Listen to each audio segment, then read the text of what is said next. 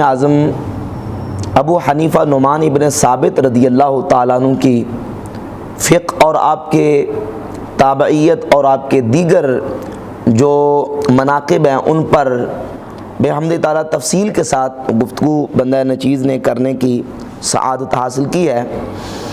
आज का हमारा मौजू है इमाम आज़म अबू हनीफ़ा रहमतुल्लाह अलैह और उनके उसूल हदीस।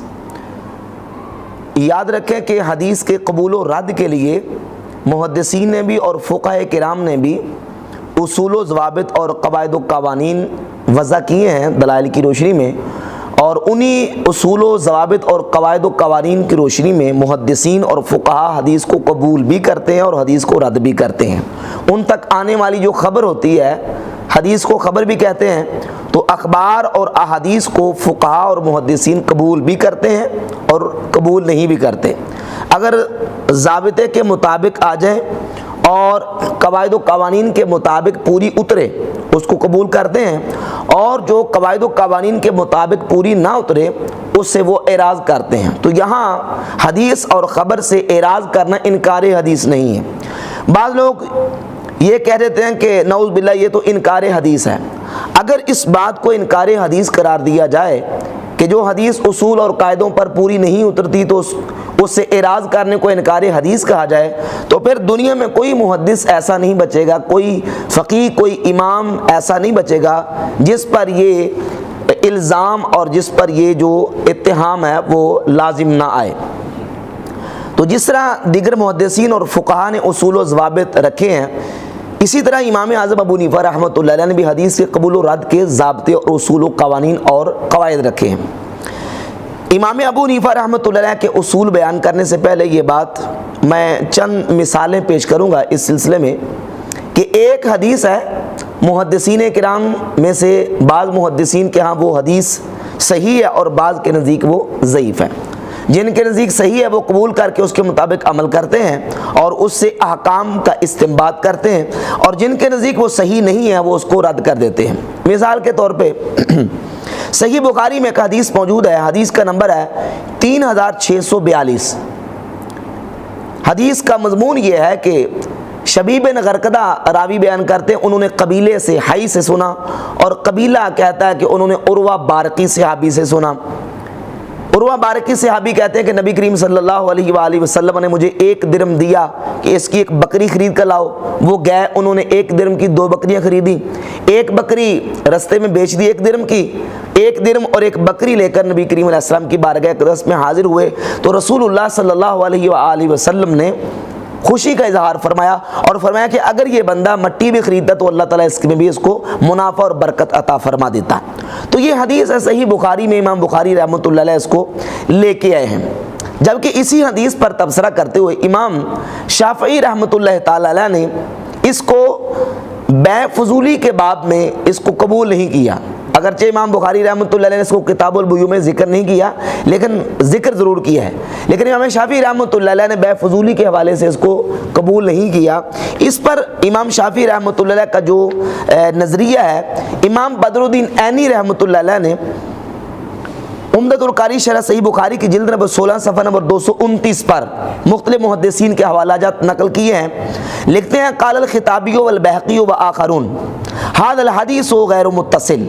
इमाम खिताबी ने, इमाम बहक़ी ने और दीगर मुहद्दिसीन ने कहा कि ये हदीस जो है ये मुत्तसिल नहीं है। अब हदीस के मुत्तसिल ना होने की वजह क्या बयान की, ले अन्ना अहद मिनल हय्य लम युसम्मा, क्योंकि हई यानी जिस कबीले ने उर्वा बारकी सहाबी से हदीस को बयान किया है, शबीब बिन गरकदा उस कबीले से बयान करते हैं और फरमाते हैं कि उनमें से किसी एक का नाम नहीं लिया गया कि किसने बयान किया, और शबीब बिन गरकदा उनसे रिवायत करते हैं।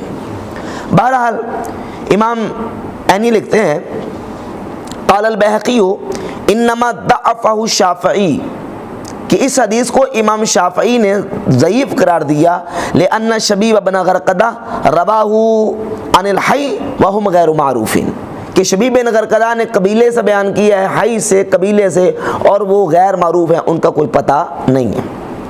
तो ये सारी तफसील इमाम ऐनी रहमतुल्लाह अलैह लेके आए हैं। इससे ये बात वाज़ेह होती है कि इमाम शाफ़ई रहमहुल्लाह के नज़दीक ये हदीस जो है वो मुत्तसिल नहीं, लिहाजा किताबुल बुयू के हवाले से بیع کے باب میں اس کو امام شافعی رحمۃ اللہ حجت تسلیم نہیں کرتے بلکہ اس کو ریجیکٹ کر دیتے ہیں، جبکہ امام بخاری رحمۃ اللہ اس کو حدیث کو لے کے آئے ہیں۔ اس کے علاوہ کئی مثالیں پیش کی جا سکتی ہیں کہ ایک حدیث ایک امام کے اصول کے مطابق وہ صحیح ہے، وہ اس کو لیتے ہیں، اور دوسرے امام کے اصول کے مطابق وہ صحیح نہیں ہے، اس کو وہ قبول نہیں کرتے۔ اس کی دوسری مثال صحیح بخاری میں ایک حدیث ہے، حدیث کا نمبر 1162 اور 6382 نمبر، یہ دو مقام پہ تقریباً یہ روایت موجود ہے۔ عبد الرحمن ابن ابی الموالی ایک راوی ہیں، وہ ابن المنقدر سے، اور ابن المنقدر حضرت جابر رضی اللہ تعالیٰ عنہ سے استخارہ کے باب میں ایک حدیث بیان کرتے ہیں۔ اس حدیث پر امام احمد ابن حنبل رحمۃ اللہ علیہ نے جو اپنا نظریہ پیش کیا ہے، اس کو امام ابن عدی نے اپنی کتاب الکامل فی الضعفاء کی جلد نمبر 4 اور صفحہ نمبر 1616 جو میرے پاس نسخہ موجود ہے دارالفکر کا، اس میں لکھتے ہیں کہ امام احمد بن حنبل رحمۃ اللہ علیہ سے پوچھا گیا تو انہوں نے کہا کہ یہ حدیث منکر ہے۔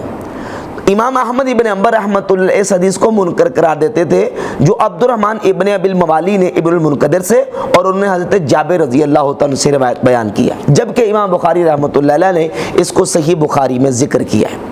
تو اب حدیث ایک ہے، لیکن یہ ہے کہ دو محدثین کے الگ الگ اس پر رائے موجود ہے، تو اس میں یہ بھی نہیں کہا جا سکتا کہ نعوذ باللہ امام احمد بن حنبل حدیث کے منکر تھے، نہیں، ان کے اصول و ضوابط اور قواعد و قوانین کے مطابق نہیں اترتی تھی، اس لیے وہ اس کو حجت تسلیم نہیں کرتے تھے، اور امام بخاری رحمۃ اللہ اس کو حجت تسلیم کرتے تھے۔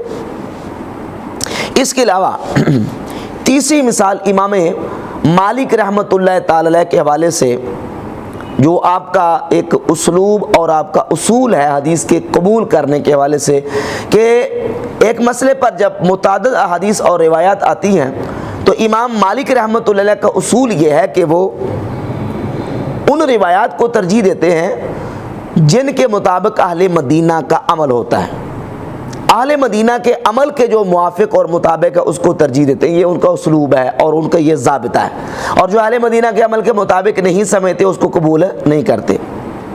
اسی حوالے سے حافظ ابن عبد البر اندلسی نے ایک قول نقل کیا ہے امام لیث ابن سعد کا۔ امام لیث ابن سعد کہتے ہیں، یہ جامع بیان العلم و فضلہ کی جلد نمبر 2 صفحہ نمبر 240 ہے، فرماتے ہیں کہ احصیت علی مالک ابن انس 70 مسلتن کلہا مخالفت لسنت رسول اللہ صلی اللہ علیہ وسلم۔ امام لیث ابن سعد فرماتے ہیں میں نے امام مالک کے 70 کے قریب وہ مسائل شمار کیے گنے ہیں جو رسول اللہ صلی اللہ علیہ وآلہ وسلم کی سنت کے خلاف ہیں۔ مما قال فیہا برائے، ہی وہ ہیں جس میں امام مالک نے اپنی رائے سے گفتگو کی ہے۔ وَلَقَدْ كَتَبْتُ إِلَيْهِ أَعِظُهُ فِي ذَلِكَ، کہتے ہیں میں نے ان کو خط بھی لکھا تھا اور اس پہ میں نے نصیحت کی امام مالک کو کہ یہ آپ کے جو بیان کردہ مسائل ہیں یہ 70 مسائل سنت کے خلاف ہیں۔ اب یہ قول نقل کرنے کے بعد حافظ ابن عبد البر لکھتے ہیں، کہتے ہیں لیس احد من علماء الامت یثبت حدیثا عن رسول اللہ صلی اللہ علیہ وسلم، کہتے ہیں یہ کیسے ہو سکتا ہے کہ رسول اللہ صلی اللہ علیہ وسلم کی حدیث کسی امام کے سامنے آ جائے، ثابت ہو جائے، ثم یردہ دون ادعاء نسخ ذالک باثر مثلہ، اور وہ امام بغیر کسی وجہ کے، بغیر اس کے منسوخ ہونے کے دعوے کے اس حدیث کو رد کر دے، یہ مسلمانوں کے کسی امام سے متصور نہیں ہو سکتا۔ یا تو کسی اس کے برابر کوئی اور حدیث ہوگی، اس حدیث کی وجہ سے، اس اثر کی وجہ سے اس روایت کو رد کریں گے، او باجماع، یا کسی اجماع کی وجہ سے، یا کسی عمل کی وجہ سے، یجب علی اصلہ الانقیاد الیہ او طعن فی سندہ، یا اس حدیث کی سند میں اس امام کے نزدیک کوئی طعن ہوگا جس طعن کی وجہ سے وہ حدیث قبول نہیں کرتے ہوں گے۔ یہ نہیں ہو سکتا کہ نہ اس پہ کوئی اجماع کے خلاف ہو، نہ وہ اس میں کوئی طعن بھی نہ ہو، اجماع کے خلاف بھی نہ ہو، اور نسخ کا دعویٰ کیے بغیر کسی وجہ کے کوئی امام مسلمانوں کا ہو اور وہ حدیث رسول کو رد کر دے، یہ ممکن ہے نہیں، یہ ہو ہی نہیں سکتا۔ وَلَوْ فَعَلَ ذَلِكَ أَحَدٌ سَقَطَتْ عَدَالَتُهُ، فرماتے ہیں اگر کوئی ایسا کرے کہ رسول اللہ صلی اللہ علیہ وسلم کی اس تک حدیث پہنچے اور بغیر کسی وجہ کے وہ حدیث کو ریجیکٹ کر دے، فرماتے ہیں سَقَطَتْ عَدَالَتُهُ، اس کی تو عدالت سرے سے ساقط ہو جائے گی، وہ تو عادل شخص نہیں رہے گا، فضلاً ان یتخذ इमामन, चाहे जाए कि उसको मुसलमानों का इमाम करार दिया जाए। वलाजिमहु इस्मुल फिस्क, और उस पर तो फासिक का इतलाक होगा कि वो नाफरमान शख्स है जो रसूलुल्लाह सल्लल्लाहु अलैहि वसल्लम की हदीस का इनकार करते हैं या हदीस को कबूल नहीं करते। तो इससे ये बात बिल्कुल वाज़ेह हुई कि हदीस के कबूल और रद्द के हवाले से ज़वाबित हैं, उसूल हैं। उन ज़ाब्तों और ज़वाबित की रोशनी में मुहद्दिसीन अहादीस को कबूल भी करते हैं और हदीस को रद्द भी करते हैं। एक और उसकी मिसाल सुन लीजिए। मुक़दमा सही मुस्लिम में इमाम मुस्लिम रहमतुल्लाह अलैह ने एक ज़ाबिता बयान किया है। वो ज़ाबिता ये है कि जब रावी मरवी अन्हु से हदीस बयान करता है तो वो फरमाते हैं कि रावी का मरवी अन्हु से ज़माना एक हो, अगरचे अन के साथ भी रिवायत करे, मुदल्लिस ना हो, उसकी वो रिवायत काबिल कबूल है, समा की तसरीह हो या ना हो, वो उसका लिक़ा हो, सिमा हो या ना हो। अगर वो रावी मरवी अन्हु से रिवायत करता है, उस ज़माना उन दोनों का एक है, और रिवायत करने वाला रावी वो मुदल्लिस भी नहीं है, तो उसकी रिवायत क्या है? सही है, बयान कर दे रिवायत उसकी सही है। जबकि इमाम नववी के बयान के मुताबिक इमाम बुखारी और इमाम अली बिन मदीनी, ये दोनों इमाम और मुहद्दिसीन कहते हैं कि नहीं, मुआसरत के साथ साथ लिक़ा और सिमा ज़रूरी है। जब तक लिक़ा और सिमा ना हो उस वक़्त तक हदीस सही नहीं है। तो इमाम नबी कहते हैं कि इस इबारत में इमाम मुस्लिम रहमतुल्लाह अलैह ने इमाम बुखारी और इमाम अली बिन मदीनी का रद्द किया है और कहा कि अगर आप ये शर्त लगाते हैं, ये शर्त तो आज तक किसी मुहद्दिसीन में से, हमारे अकाबरीन में से किसी ने नहीं लगाई। अगर इस शर्त की वजह से अगर ये शर्त ना पाई है तो हदीस ज़ईफ़ होती है, तो क्या ये हदीस भी ज़ईफ़ है? ये भी ज़ईफ़ है, ये भी ज़ईफ़ है, ये भी ज़ईफ़ है। गिनते गिनते इमाम मुस्लिम रहमतुल्लाह अलैह ने 11 रिवायत वो गिनी है जिसमें रावी का मरवी अन्हु से ज़माना तो मिलता है लेकिन समा और लिक़ा साबित नहीं है। और इमाम मुस्लिम कहते हैं कि इन पर मुहद्दिसीन का इत्तिफाक है, ये हदीसें क्या है? सही है। तो अब इसका नतीजा क्या निकला? नतीजा ये निकला कि वो 11 की 11 अहादीस और इसके अलावा जितनी वो अहादीस है जिसमें रावी का मरवी अन्हु से ज़माना एक है, लिक़ा और सिमा साबित नहीं है, इमाम मुस्लिम रहमतुल्लाह के नज़दीक वो सही है, जबकि इमाम बुखारी और इमाम अली बिन मदीनी के नज़दीक इमाम नबी के बयान के मुताबिक वो अहादीस सही नहीं है। तो अब अगर इमाम बुखारी और इमाम अली बिन मदीनी उन हदीस को हुज्जत नहीं तस्लीम करते तो ये इनकार हदीस नहीं है, बल्कि हदीसें वो अहदीस जो हैं वो कवायद व ज़वाबित और उसूल के मुताबिक नहीं उतरी तो उन्होंने उनको कबूल नहीं किया। तो वाज़ेह हो गई ये बात कि जब रिवायात और अहदीस व अखबार ज़वाबित व कवानीन और कवायद के मुताबिक ना उतरे तो उनसे एराज़ करना ये इनकार हदीस नहीं है और मुहद्दिसीन और अहले उसूल को ये इख्तियार हासिल है। जब दीगर आइमा और मुहद्दिसीन को इख्तियार हासिल है तो जो इमामों के इमाम हैं और इमामुल फुक़हा हैं, इमाम आज़म अबू हनीफा नौमान इब्न साबित रज़ी अल्लाह ताला की ज़ात गिरामी कदर, तो उनको भी ये इख्तियार हासिल है कि वो अपने उसूल और ज़वाबित के मुताबिक हदीस को कबूल करें और जो उसूल और ज़वाबित के मुताबिक नहीं है उसको कबूल ना करें। इमाम आज़म अबू हनीफा रहमतुल्लाह ताला के उसूलों में से जो चंद उसूल उनमें से इंशाअल्लाह मैं चंद उसूल बयान करूँगा। एक तो ज़ाब्ता और उसूल इमाम आज़म रज़ियल्लाहु ताला अन्हु का ये है जो आपके उसलूब से, कुतुब से, आपके शागिर्दों की किताबों से बिल्कुल साबित और वाज़ेह है कि फरमाते हैं हदीस जो है वो हम तक 3 तरीके से पहुंची है। ख़बर 3 तरीके से पहुंचती है, तवातुर के तरीके से, या वो ख़बर मशहूर है, या ख़बर वाहिद है। अगर ख़बर वाहिद किसको कहते हैं? ख़बर वाहिद वो है जिसको 1 या 2 रावी बयान करें और वो मशहूर और मुतवातिर के दर्जे तक ना पहुंच सके, वो ख़बर वाहिद है। तो इमाम आज़म फरमाते हैं अगर ख़बर वाहिद किताबुल्लाह के आम को ख़ास करे या किताबुल्लाह पर ज़्यादती कर रही हो, अगर तो तत्बीक मुमकिन है तो मुताबिकत करेंगे, दोनों पर अमल करने की कोशिश करेंगे। अगर मुताबिकत मुमकिन नहीं है तो फिर किताबुल्लाह के जो किताबुल्लाह का आम है उस आम को अपने उमूम पर बाकी रखेंगे और किताबुल्लाह पर ख़बर वाहिद से ज़्यादती नहीं करेंगे।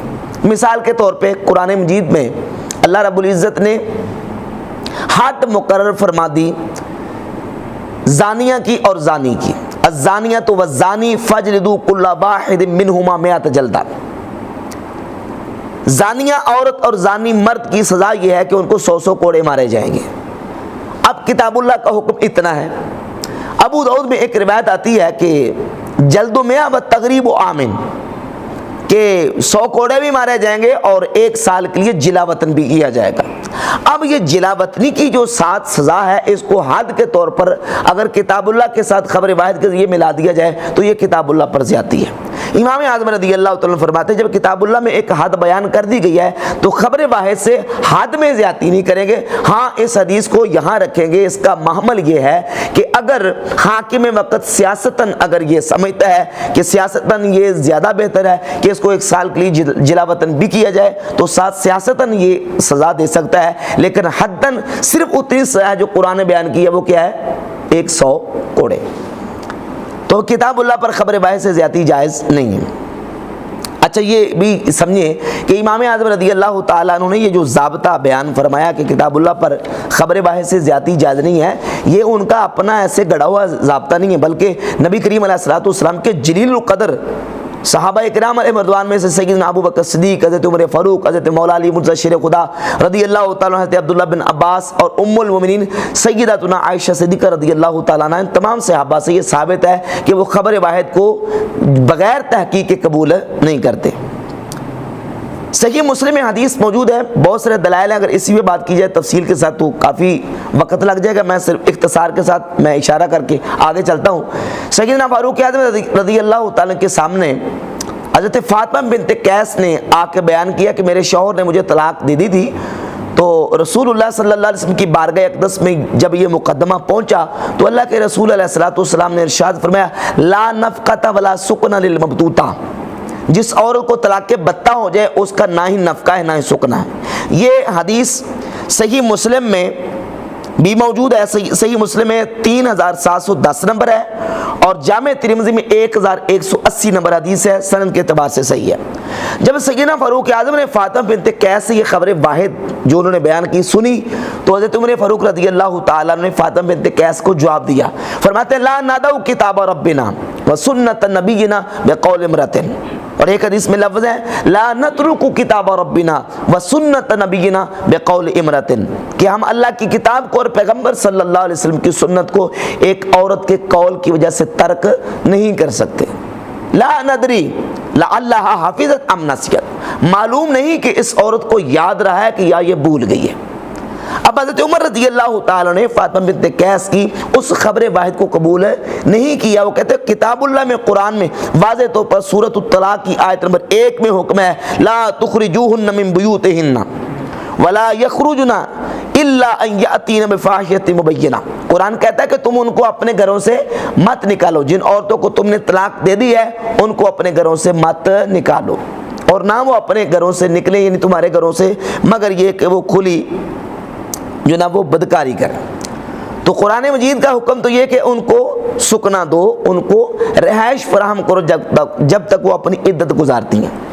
تو سیدنا فاروق اعظم رضی اللہ تعالیٰ نے فرمایا کہ ہم کتاب اللہ کو نہیں چھوڑ سکتے۔ اب حضرت عمر رضی اللہ تعالیٰ نعوذ باللہ منکر حدیث نہیں تھے، وجہ کیا تھی؟ انہوں نے فاطمہ بنت قیس کی اس خبر واحد کو قبول کیوں نہیں کیا؟ اس کی وجہ یہ ہے کہ وہ سمجھتے تھے کہ کتاب اللہ کے مطابق نہیں ہے، ہو سکتا ہے کہ اس عورت کو یاد رہا ہو یا یہ بھول گئی ہو۔ تو اب کتاب اللہ کا حکم قطعی ہے اور خبر واحد کا حکم ظنی ہے۔ اب ظنی کی وجہ سے قطعی حکم کو تبدیل نہیں کر سکتے اور اس میں تبدیلی اور اضافہ نہیں کر سکتے۔ اسی طرح سیدنا صدیق اکبر رضی اللہ تعالیٰ کے سامنے جب حضرت مغیرہ بن شعبہ رضی اللہ تعالیٰ نے بیان کیا کہ نبی کریم علیہ الصلوۃ والسلام نے جدہ کا جو حصہ ہے وہ سدس مقرر کیا ہے، جامع ترمذی کی 2101 نمبر حدیث ہے، تو حضرت سیدنا صدیق اکبر رضی اللہ تعالیٰ عنہ نے حضرت مغیرہ بن شعبہ سے گواہی طلب کی کہ آپ کے اس بیان پر کوئی گواہی ہے، تو حضرت محمد بن مسلمہ رضی اللہ تعالیٰ نے گواہی دی، تو پھر جا کے سیدنا صدیق اکبر رضی اللہ تعالیٰ نے اس بات کو تسلیم کیا اور خبر کو قبول کیا۔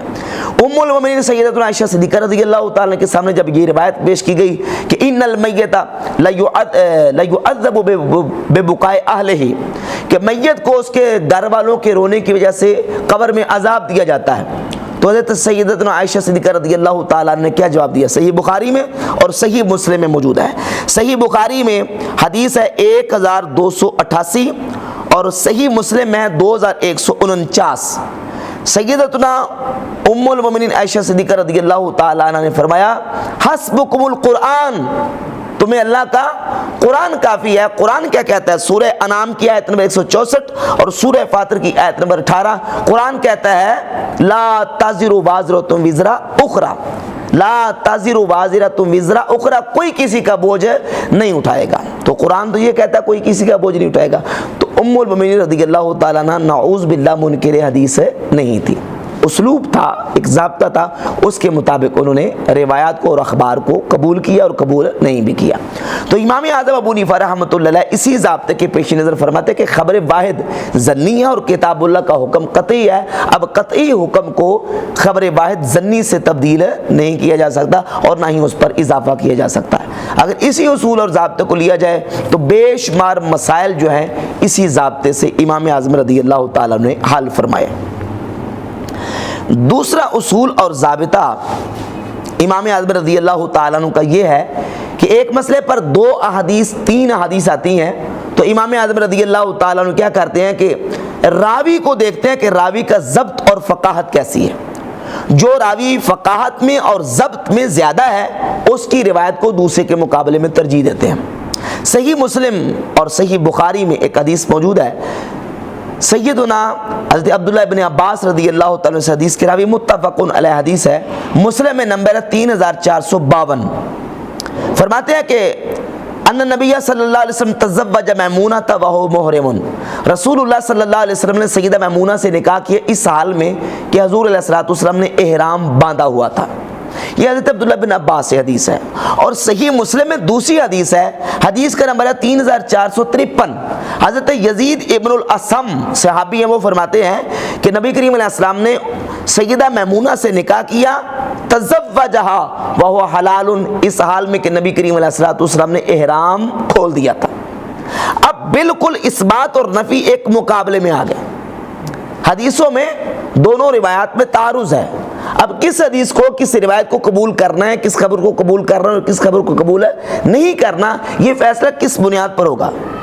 تو یہ اس اصول پر امام اعظم رضی اللہ تعالیٰ نے فیصلہ فرمایا کہ ان دونوں راویوں میں سے ضبط اور فقاہت کس کی ہے۔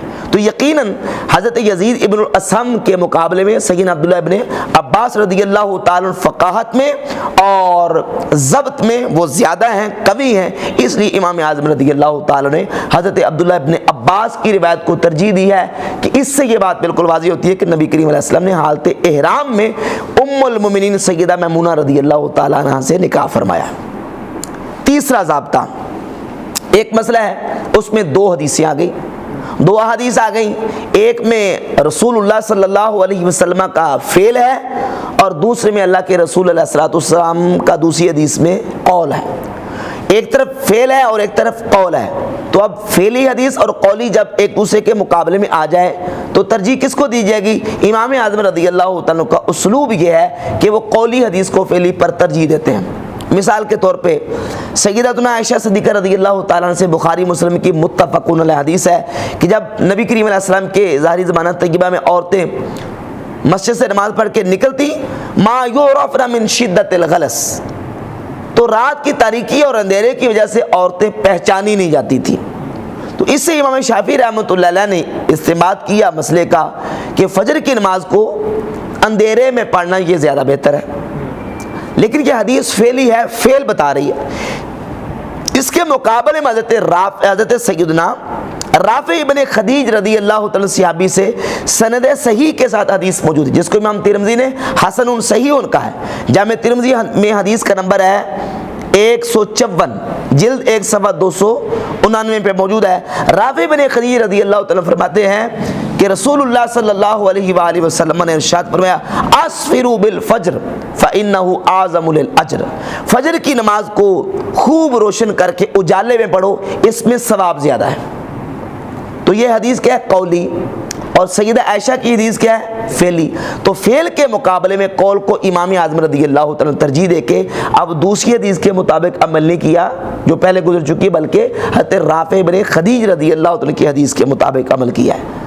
تو ایک حدیث کی وجہ سے دوسری حدیث کو ترجیح دینا ایک حدیث پر، یہ انکار حدیث نہیں ہے، بلکہ اصول اور ضابطے کی روشنی میں ایک حدیث کو قبول نہیں کیا جائے گا اور دوسری کو قبول کر لیا جائے گا، یا یہ ہے کہ دوسری کو مرجوع کرا دیا جائے گا اور ایک کو راجع کرا دیا جائے گا۔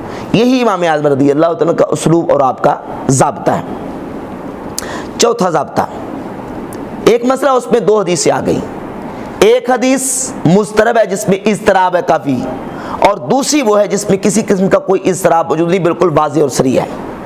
تو وہ جو مضطرب حدیث ہے اس کے مقابلے میں امام اعظم رضی اللہ تعالیٰ اس حدیث کو ترجیح دیتے ہیں جس میں کسی قسم کا کوئی اضطراب نہیں ہے۔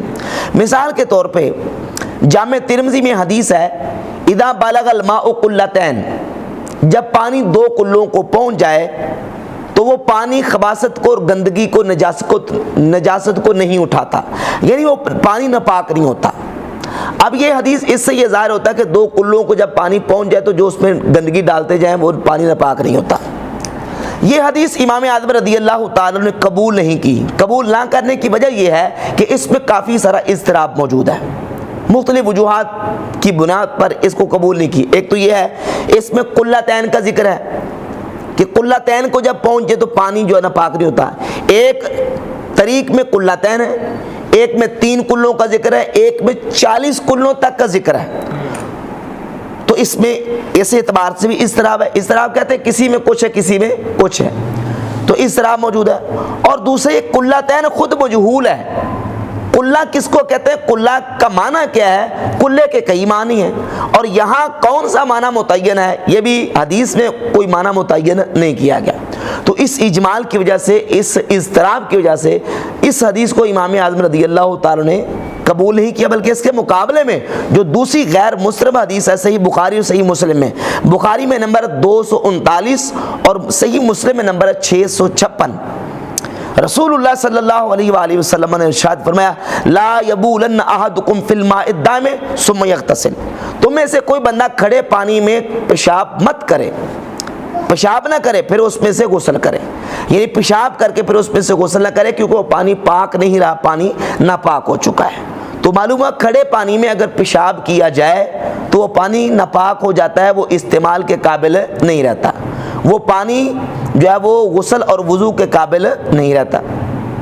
تو امام اعظم رضی اللہ تعالیٰ نے اس حدیث کو ترجیح دی اور جو مضطرب حدیث ہے اس کو قبول نہیں کیا۔ پانچواں اصول اور ضابطہ امام اعظم رضی اللہ تعالیٰ عنہ کی ذات گرامی قدر کا، امام اعظم ابو حنیفہ رحمۃ اللہ جب ایک مسئلے میں 2 احادیث آتی ہیں اور دوسری حدیث کے مقابلے میں پہلی حدیث میں یا ایک حدیث میں احتیاط زیادہ ہے، وہ اقرب الی الاحتیاط ہے، اس پر اگر عمل کر لیا جائے تو انسان بری ذمہ ہو جاتا ہے، اپنے ذمے سے باہر آ جاتا ہے۔ تو امام اعظم رضی اللہ تعالیٰ عنہ اس حدیث پر عمل کرتے ہیں، اس حدیث کو قبول کر لیتے ہیں دوسری کے مقابلے میں جو اقرب الی الاحتیاط ہے اور انسان اپنے ذمے سے بری ہو جاتا ہے۔ اب اس کی مثال سنیے۔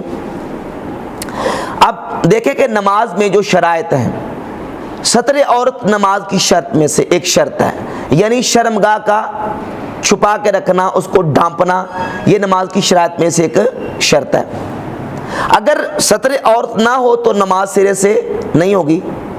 اور پھر یہ کہ جو شرمگاہ ہے اس کو اگر کوئی ننگا کرتا ہے تو یہ کرنا گناہ ہے، حرام ہے۔ تو اب اس مسئلے کا تعلق حلت و حرمت کے ساتھ بھی ہے اور اس مسئلے کا تعلق نماز کے ہونے اور نہ ہونے کے ساتھ بھی ہے۔ ستر عورت کی تعریف کیا ہے، ستر عورت کہاں سے لے کر کہاں تک، اس میں 2 حدیثیں آئیں۔ ایک حدیث حضرت ابو ایوب انصاری رضی اللہ تعالیٰ سے اور ایک حضرت عبداللہ بن عمر رضی اللہ تعالیٰ سے۔ سیدنا سیدنا ابو ایوب انصاری رضی اللہ تعالیٰ سے جو حدیث ہے وہ یہ ہے کہ ما فوق الرکبتین من العورہ، جو گھٹنوں سے اوپر کا حصہ ہے، وما اسفل من السرۃ عورۃ، اور جو ناف کے نچلے والا حصہ ہے، ناف کے نیچے اور گھٹنوں سے اوپر یہ حصہ شرمگاہ ہے، اس کو چھپانا کیا ہے، ضروری ہے۔ اب اس حدیث کا جو ظاہر ہے اس سے یہ مفہوم ہوتا ہے کہ گھٹنے، یعنی یہ جو ہمارے گوڈے ہیں، گھٹنے، یہ شرمگاہ میں داخل نہیں ہیں۔ لیکن اس کے مقابلے میں دوسری حدیث ہے عبداللہ بن عمر رضی اللہ عنہ سے، سنن دارقطنی میں پہلی جلد صفحہ 231 پہ موجود ہے، فَإِنَّ مَا تَحْتَ السُّرَّةِ إِلَى الرُّكْبَةِ عَوْرَةٌ، جو ناف سے نیچے سے لے کر الر رکبتے گھٹنوں تک جو حصہ ہے وہ شرمگاہ ہے، وہ عورت میں داخل ہے، وہ شرمگاہ میں داخل ہے۔ اب الا جو ہے عربی زبان میں انتہائے غایت کے لیے آتا ہے، کسی چیز کی انتہا کو بیان کرنے کے لیے آتا ہے، اور جب یہ انتہا بیان کرنے کے لیے آتا ہے، غایہ جو ہے وہ مغیہ میں داخل ہوتی ہے، غایہ مغیہ میں داخل ہوتی ہے۔ جس طرح کہ قرآن مجید میں جہاں وضو کا حکم دیا گیا تو فرمایا گیا کہ وَأَرْجُلَكُمْ إِلَى الْكَعْبَيْنِ، اپنے پاؤں کو دو کہاں تک؟ ٹخنوں تک۔ اب ٹخنے دھونے میں شامل ہیں یا نہیں؟ ٹخنے دھونے میں شامل ہیں، کیونکہ الا جو ہے یہ انتہائی غایت کے لیے آتا ہے اور غایہ مغیہ میں داخل ہوتی ہے، جس کی انتہا بیان کی گئی ہے وہ غایہ جو مغیہ میں داخل ہے۔ تو ایسے ہی الر رکبتے میں جو رکبہ ہیں ٹخنے، یہ غایہ مغیہ میں داخل ہے، ٹخنے جو ہے وہ شرمگاہ میں کیا ہے؟ داخل ہے۔ تو امام اعظم رضی اللہ تعالیٰ نے اس حدیث کو قبول کر کے اس کے مطابق عمل کیا کہ ناف کے نیچے سے لے کر ٹخنوں سمیت یہ شرمگاہ ہے، اور یہ چھپی ہوئی ہو تو نماز ہوگی، اگر یہ حصہ چھپا ہوا نہ ہو تو نماز سرے سے نہیں ہوگی، اور ٹخنوں کا یہ جو گھٹنے ہیں ان کو ننگا کرنا کیا ہے؟ حرام ہے۔ تو یہ اصول کی روشنی میں امام اعظم رضی اللہ تعالیٰ نے بعض احادیث کو قبول کیا ہے اور بعض کو قبول نہیں کیا، جس طرح دیگر محدثین کرام نے اپنے اصول و ضوابط کے مطابق اترنے والی احادیث کو قبول کیا، اور جو اصول و ضوابط کے مطابق نہیں اترتی ان سے اعراض کیا اور ان کو قبول نہیں کیا۔ تو جب دیگر محدثین کو یہ حق حاصل ہے تو امام اعظم جو کہ امام الائمہ اور امام الفقہاء امام المحدثین ہیں، اور جو امام اعظم ہیں، ان کو سب سے بڑھ کر یہ حق حاصل ہے کہ وہ اپنے اصولوں کے مطابق روایات اور اخبار کو قبول بھی کرے اور قبول